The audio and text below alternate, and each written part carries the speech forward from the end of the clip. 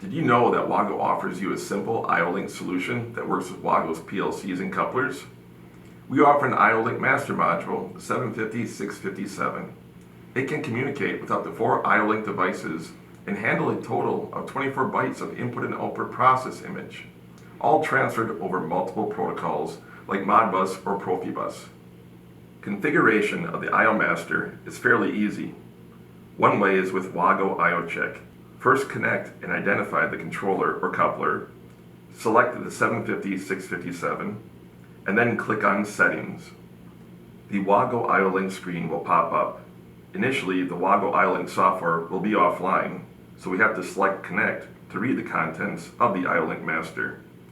Once the device has connected and the settings have been read, the ports can be set through the Master and Port Configuration tabs.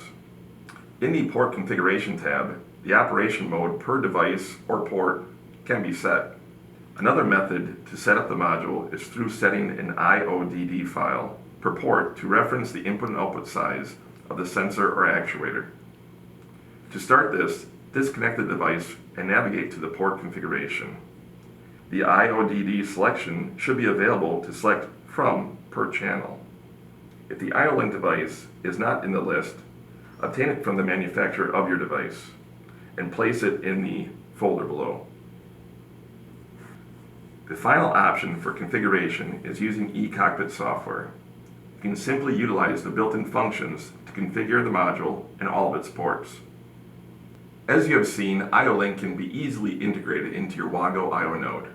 Contact your local distributor or WAGO's tech support to easily assist you.